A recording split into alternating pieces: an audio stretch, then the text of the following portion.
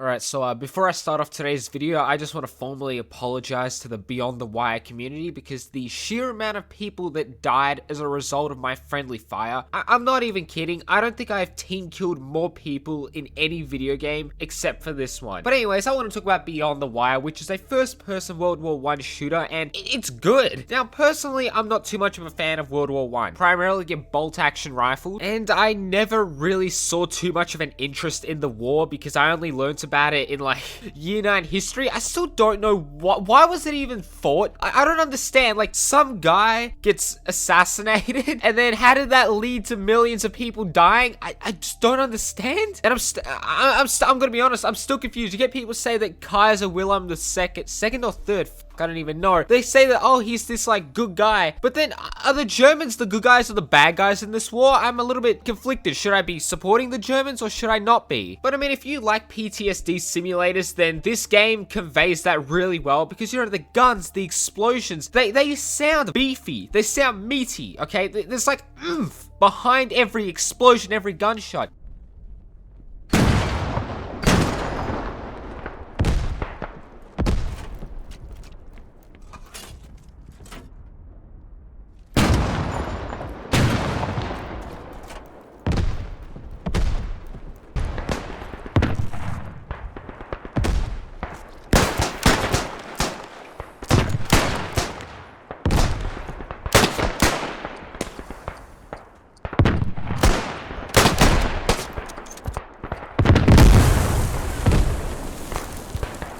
It takes, you know, primarily one shot to take someone down, and having an explosion happen right next to you was something I don't think I will ever recover from because it felt like I was in the shit. I was deep in the shit. Now, I want to talk about my initial impressions. Having no prior knowledge of this game other than expecting a lot of trench warfare, I felt always on edge because as you advance through the trenches, you check every corner, expecting someone with a shotgun to be waiting around there, which is actually how I got my first team kill. I swear, he just ran out of nowhere, and since there's no like indicators, I fucking blew him to bits. Thankfully, you can revive teammates even if you aren't a medic, and I had about 2 other people.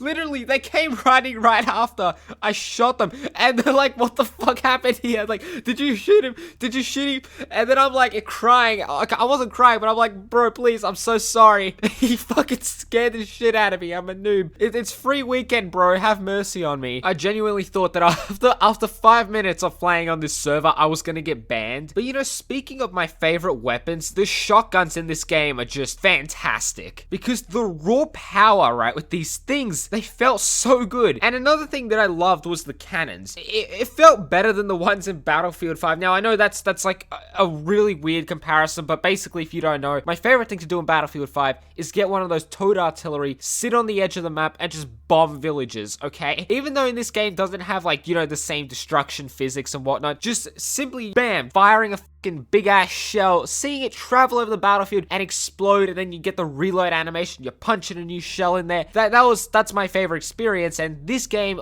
delivers because it sounds beefy. Even if you don't hit the target, you're going to stun them, you're going to suppress them, you're going to make them feel scared. And you know, this was probably because I was a noob, but one of the greatest experience was, you know, you're getting shot at, but on top of that, you're having like explosions happen right around you, and they are loud. They are freaking loud, and they really do, you know, make you realize like, oh, is it gonna land on me next? You don't know. And you know, I know that some people might not like what I'm about to say, but this game reminded me, like, this is my initial impressions, right? It reminded me so much of like Hell Let Loose, except set in World War I, except if Hell Let Loose was interesting. Hell Let Loose, it's a good game. Not complaining, but let's be honest, it does get boring. It can be a boring game, but this game, there weren't really any boring moments because you're always on edge in the trenches, you checking your corners, instant, you have to be really quick with your reactions. Also, I'd say the maps are significantly smaller and there was always something happening, basically. But you know, I want to talk about the graphics, and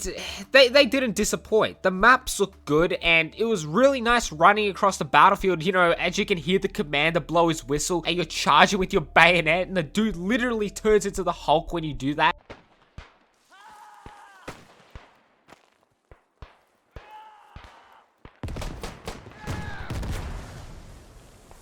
But, you know, the explosions, The bullet impacts, they all look great. They were fluid. Now, the game isn't fully released yet, and there is definitely room for improvement, but you know, it's beautiful firing a cannon, watching the shrapnel go everywhere, even shooting a tree when you have, you know, bark flying everywhere. It's good. Now, this game is made with Unreal Engine 4, and I honestly think that, you know, if 83 is going to be something along this, because it's going to be made with Unreal Engine 4, hopefully it's going to be better, but this is like somewhat of an indication, you know, it's going to be good, because, you know, the movement, it felt good. I do appreciate, now, this is a little bit of a weird thing about me, I do appreciate a game with good lean mechanics. Some games, you know, you lean, it's clunky, and sometimes they don't really give you an advantage too much, but, you know, this game had some real good lean mechanics, which is good, because you're going to be peeking in and out of, like, corners of trenches and whatnot. Now, I want to talk about the weapons and sort of, like, the gameplay, and the weapons do have heft to them. They feel powerful, and even in the game, right, enlisted, when I use a bolt action, while it can kill with one shot, doesn't feel like I'm actually firing, you know, this contraption that is capable of propelling a piece of lead at hundreds of meters a second. I think it's hundreds of meters a second,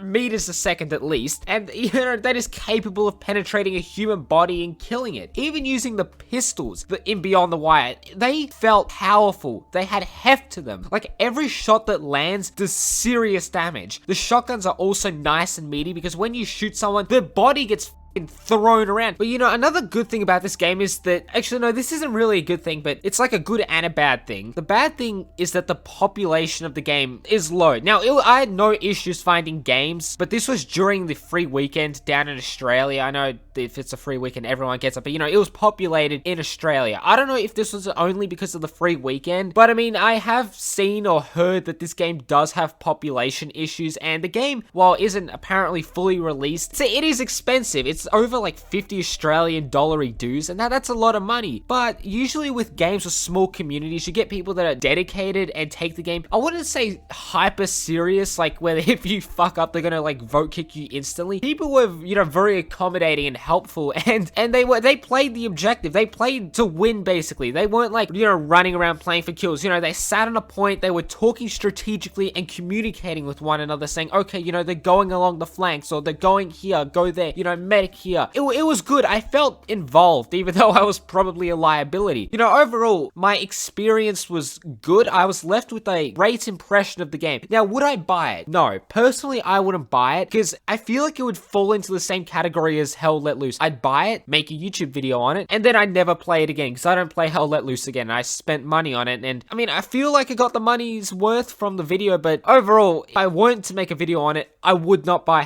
Why am I talking about Hell Let Loose? I'd buy it for a video, but thankfully I got it for free. But if I were to buy it for myself, I couldn't really justify it. But, you know, you never know. If you love World War I history, then, I mean, get it. Please do get this game. This definitely caters to you. But anyways, I'm going to end today's video there. I hope you guys did enjoy it, because if you did, please do consider leaving a like, subscribing, and sharing the video with your friends. Anyways, my name is Tantwo, and I will catch you guys. Oh, God.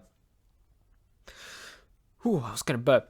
It's like every time I do my outro, it's like I need a burp. It's so weird. But anyways, my name is Tantwo, and I'll catch you guys in the next video. Peace.